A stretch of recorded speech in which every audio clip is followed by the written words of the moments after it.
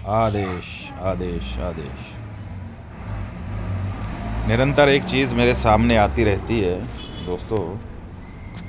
बहुत सारे प्रेमी जोड़े इस उम्मीद से हमारे पास फ़ोन करते हैं कि हम उनके लिए कोई ऐसी पूजा पाठ कर दें जिससे कि उनका टूटा हुआ संबंध जो है वो ठीक हो जाए। अब बात आती है कि वो संबंध आपके थे, उनको सही कोई दूसरा आदमी करेगा, तो वो आपका कैसे सहयोग कर सकता है। अब ये तो हुई उस व्यक्ति के सहयोग की बात। अब उससे भी ज़्यादा ज़रूरी है कि आप उसकी पूजा पाठ में कितना सहयोग कर सकते हैं।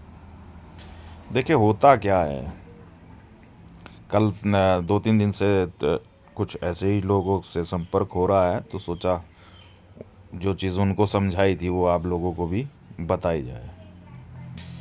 और सबसे मेन चीज़ क्या है, इस बात को समझिएगा आप कि फ़र्ज़ करें कि आपके संबंध किसी व्यक्ति के साथ ख़राब हो चुके हैं, आप उसको बड़े दिलो जान से चाहते हैं, उसका इंतज़ार कर रहे हैं, उससे प्रेम कर रखते हैं और आप चाहते हो कि वो व्यक्ति आपके जीवन में लौट आए।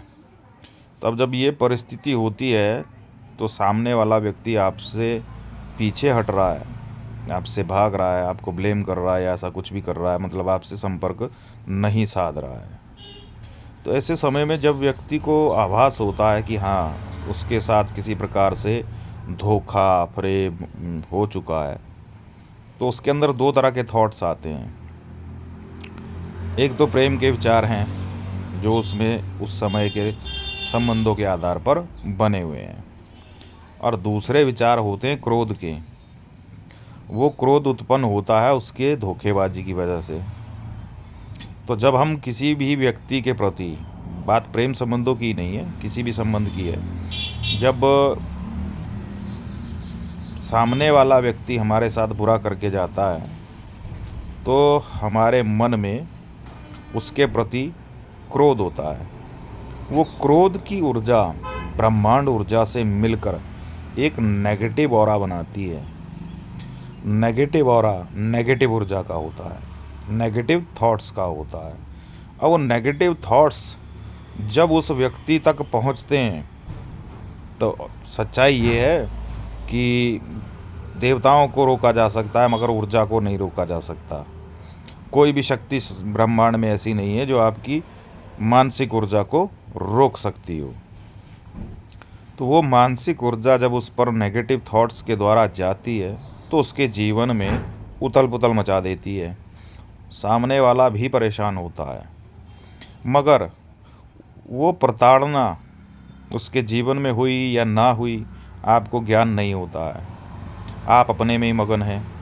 तो आप एक मतलब 10 बार अगर आप उस व्यक्ति के विषय में सोचते हैं तो 8 बार तो आपको क्रोध आ रहा है, उसके किए गए व्यवहार के प्रति आपको रोष हो रहा है, मगर 10 में से 2 दफ़ा आप उसके प्रेम के विषय में सोच रहे हो। अच्छाई जो आपने समय उसके साथ बिता लिया है, आप उस विषय में सोच रहे हैं। अब जब आप उस विषय में सोच रहे हो तो आप अपनी ही ऊर्जा को काट रहे हो। समझ रहे हैं आप मेरी बात को? आप अपनी ही ऊर्जा को काट रहे हैं। तो आप अपनी ऊर्जा को काट रहे हो, उस कारण से उसके जीवन में सुधार भी आने लग पड़ता है, मतलब उसकी परेशानियां कम हो जाती हैं। ईश्वर के द्वारा दी जाने वाली जो उसको प्रताड़ना है, गलती का एहसास होना है, उस चीज़ में उसका बचाव होने लग पड़ता है। अब आपने इसी सोच के साथ किसी व्यक्ति से संपर्क किया, ठीक है जी, आपने किसी प्रकार की कोई पूजा पाठ जो है वो करवाई। मैक्सिमम लोग जो है वशीकरण की तरफ ही भागते हैं ताकि व्यक्ति वापस आ जाए। अब जब आपने उससे पूजा पाठ अर्चना करी या करवाई तो आपने उनके समक्ष विचार रखे कि वो व्यक्ति आ जाए। अब वो व्यक्ति आ जाए में आपके अंदर हर समय प्रेम के भाव होने बहुत ज़रूरी हैं, तभी वो व्यक्ति आपके प्रेम में वापस आएगा।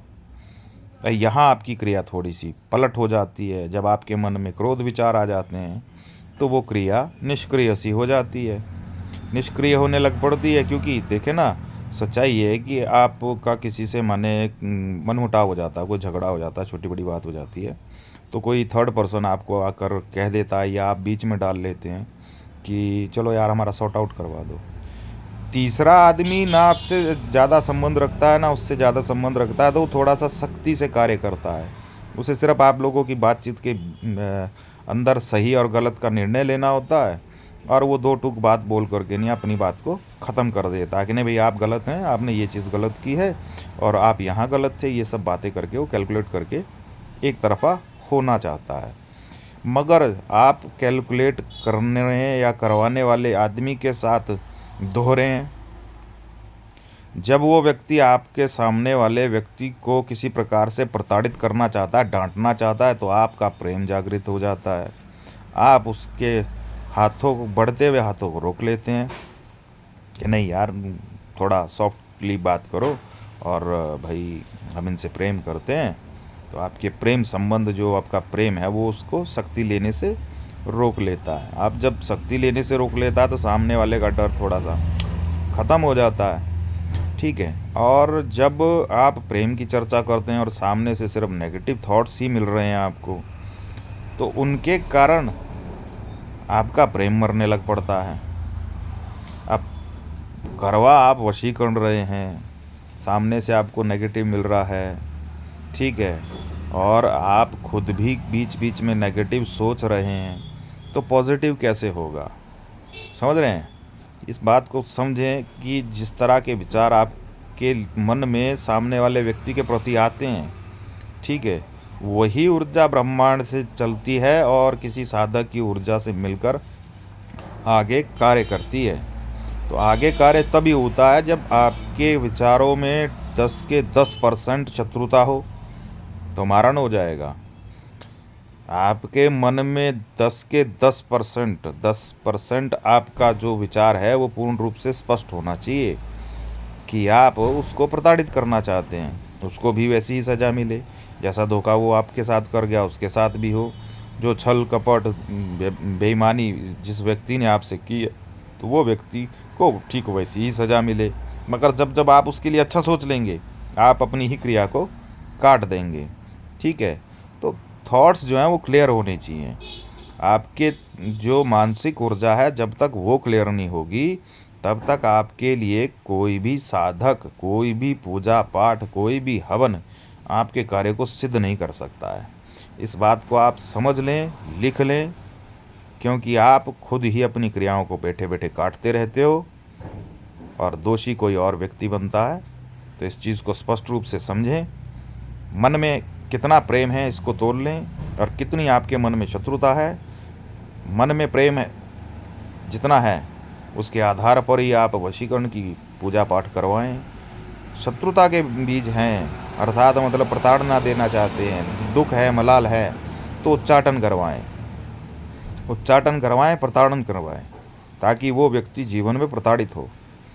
उसके जीवन में जो वो आपके साथ करके गया है, उसके साथ सामने से आने वाला व्यक्ति ठीक उसी प्रकार का व्यवहार करे, ताकि उसको उस चीज़ का पता चले। और देखें, ये आप नहीं कर रहे हैं, एक चीज़ को याद रखिएगा कि ये हमारे विचार होते हैं सिर्फ, कि हम कर रहे हैं, आप करवा रहे हो।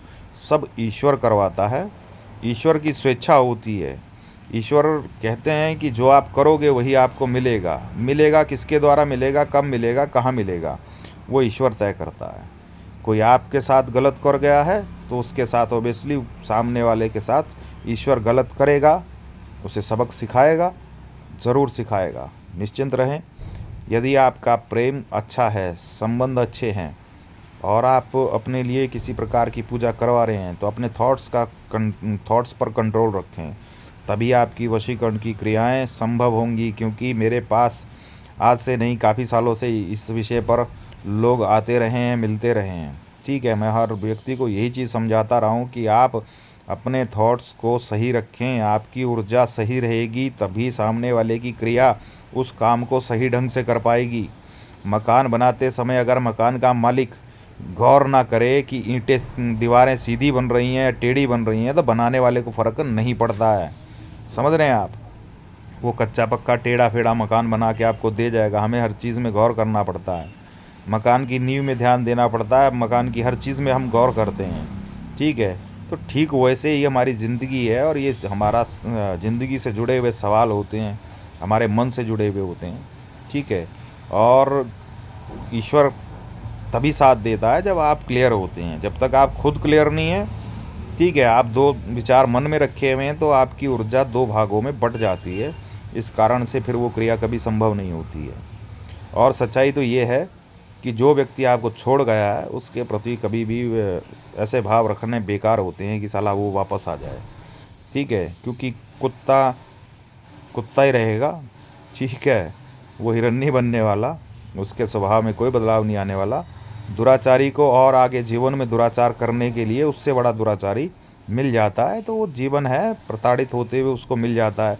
कुछ लोगों की आदत होती है, जूते खाते हुए भी मना करते रहेंगे कि नहीं भाई, मैं तो बड़ी मौज में हूँ, मैं तो बहुत आनंद में हूँ।